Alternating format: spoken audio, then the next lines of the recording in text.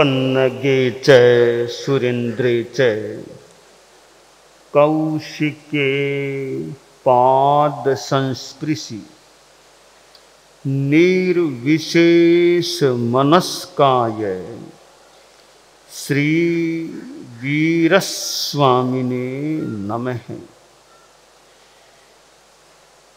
भगवती सूत्र के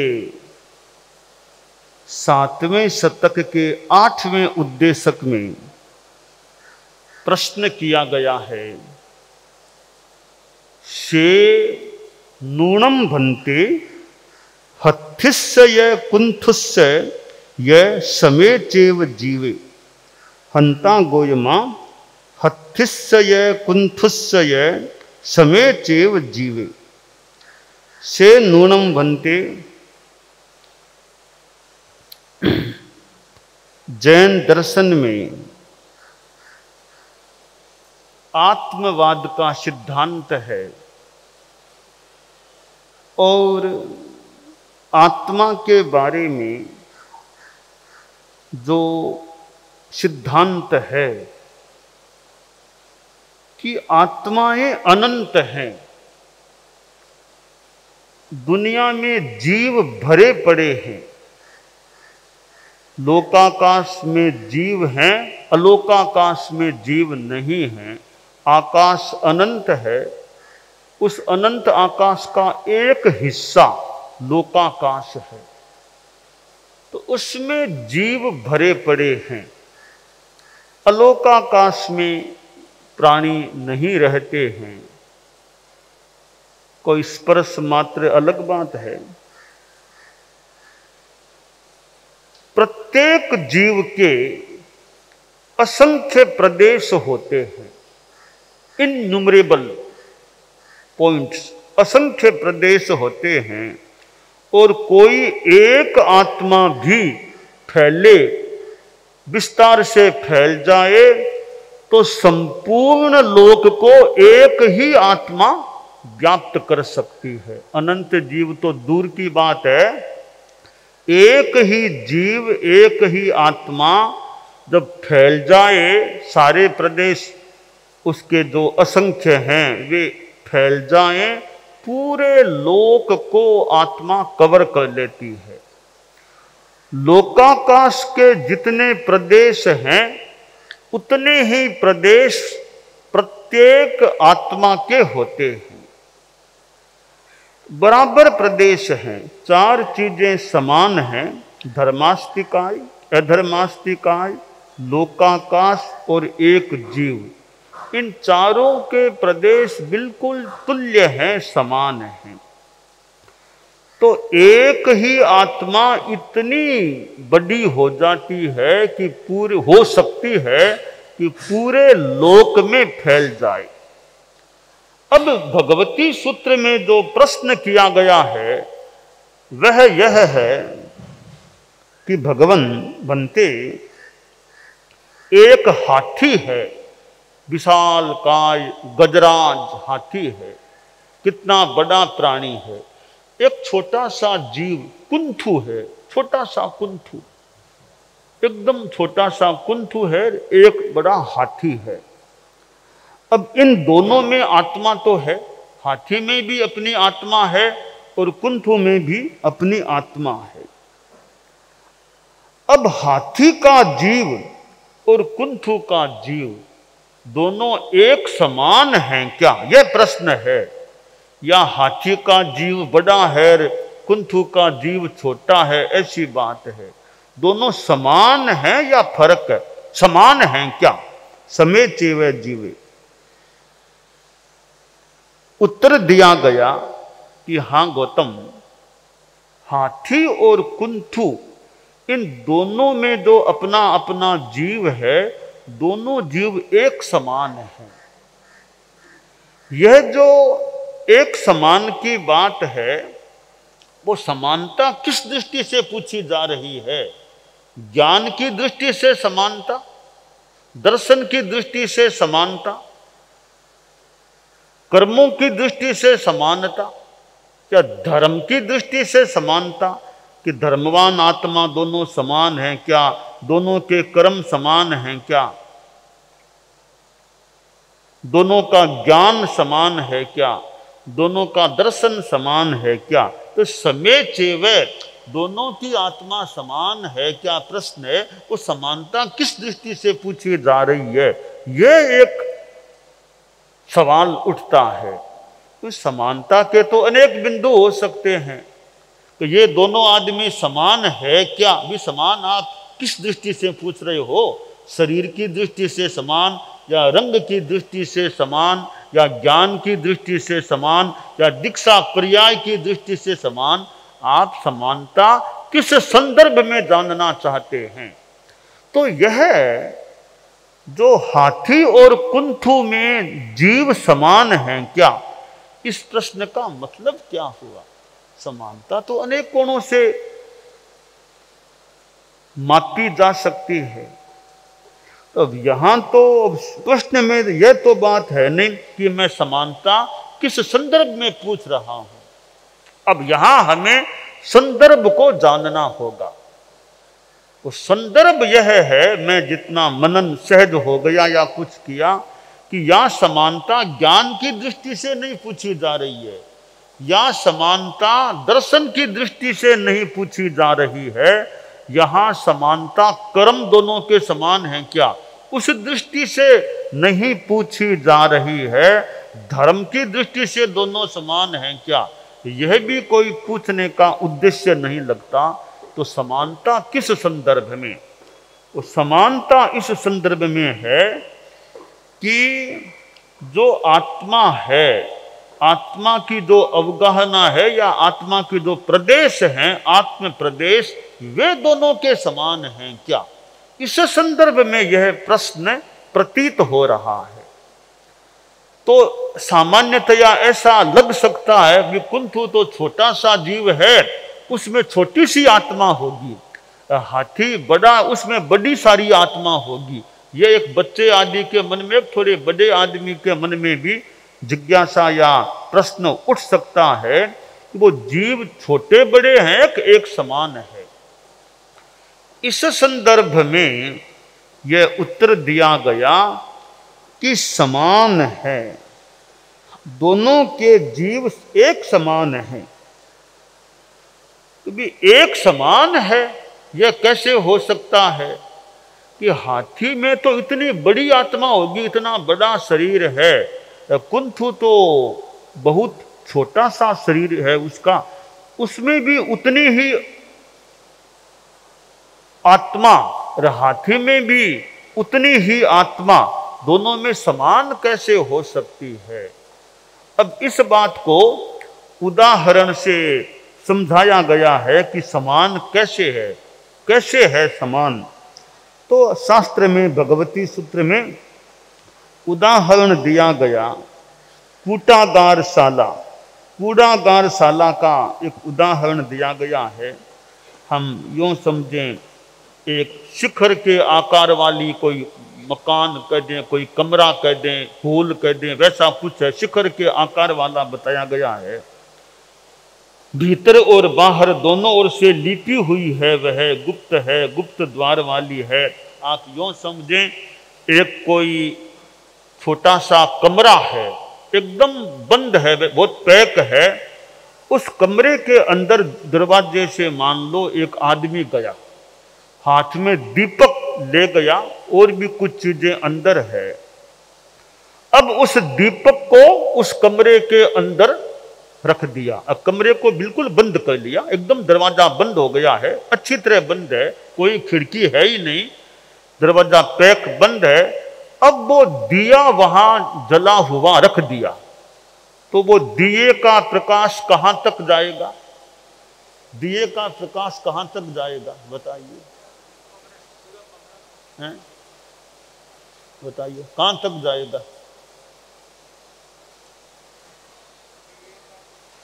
प्रकाश पूरे कमरे में फैलेगा। कहां तक जाएगा? दिए का प्रकाश पूरे कमरे में फैलेगा, ठीक है ना। अब वो दिया उस कमरे में रखा है, दरवाजा बंद है, खिड़की है ही नहीं, तो वो प्रकाश पूरे कमरे में फैल जाएगा। वो दिया छोटा सा है, उसका प्रकाश पूरे कमरे में फैल जाएगा। अब देखिए, वो जो दिया था उसके ऊपर एक वो कुंडा कह दे, कुंडा कपड़े धोने का बड़ा कुंडा है, वो कुंडा, इतना बड़ा कुंडा वो उसके ऊपर लगा दिया। अब वो प्रकाश कहां तक रहेगा?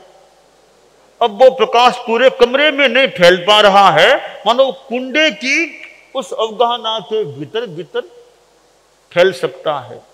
अब मान लीजिए उस कुंडे को हटा करके छोटा सा कटोरा ऊपर लगा दिया, अब प्रकाश कहां तक फैलेगा? अब कटोरे को भी हटा दिया, एक छोटा सा गत्ता छोटा सा कुछ बना करके उसके ऊपर लगा दिया, अब प्रकाश कहां तक जाएगा? वहां तक जाएगा ना। तो दीपक तो वो का वो है, पहले पूरे कमरे में प्रकाश फैला हुआ था, बाद में कुंडे तक के अवकाश में प्रकाश फैला हुआ, फिर एक छोटे कटोरे तक में, तो एकदम छोटा सा ढक्कन वहां तक फैला। तो दीपक वो का वो है, प्रकाश का फैलाव ज्यादा कम ऐसे हो गया। इसी प्रकार कि आत्मा तो एक समान है। अब जो हाथी और कुंथु अलग अलग है, वो भी एक उदाहरण है ही। यहां तक हम उदाहरण ले लें कि एक कुंथु है, उसमें छोटा सा शरीर है, वहां तक आत्मा है। वो कुंथु मरकर के हाथी की योनि में चला गया। अब जो आत्मा कुंथु के शरीर में फैली हुई थी, वो ही आत्मा, वो सेम आत्मा अब हाथी के शरीर में फैल गई है। दो जीव मान करके समानता शास्त्रकार ने दिखाई दी, भगवत आर्षवाणी है, वो बात तो है ही है। हम तो एक ही जीव की बात कर लें कि जो जीव कुंथु में है वो ही मर करके हाथी की योनि में आ गया।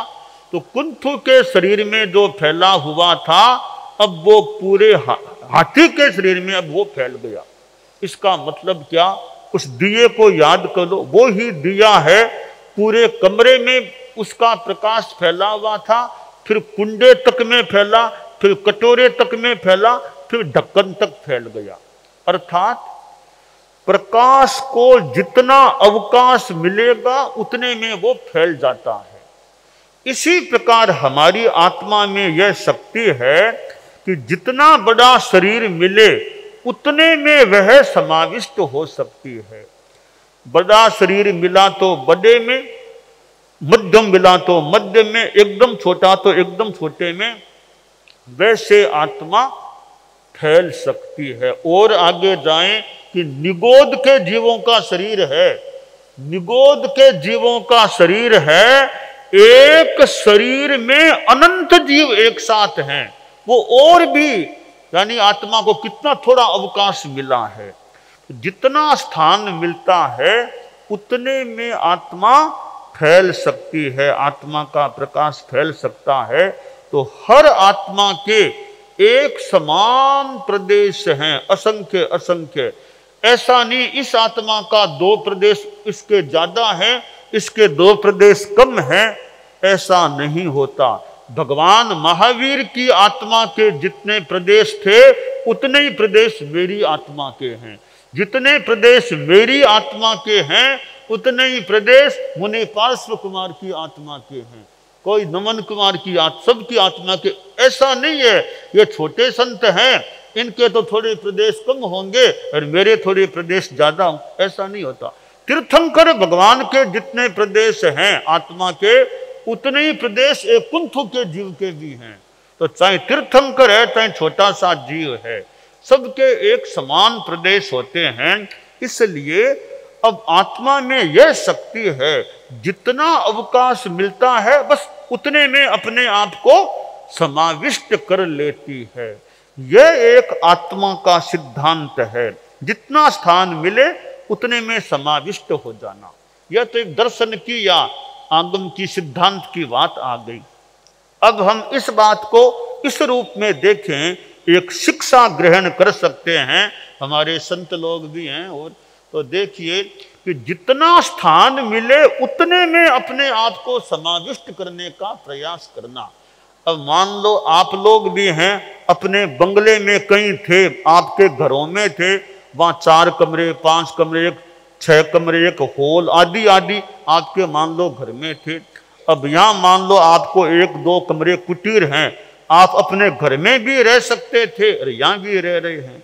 अब हमारे संत लोग हैं कि मान लो बड़ा मकान मिल गया और गांवों में कहीं मान लो थोड़ा स्थान मिला, तो थोड़ा मिला तो थोड़े में संत रहते ही है ना, ज्यादा मिलने पर कई बार ज्यादा में भी रह सकते हैं। तो जितना स्थान मिले उतने में अपने आप को एडजस्ट कर लेना चाहिए।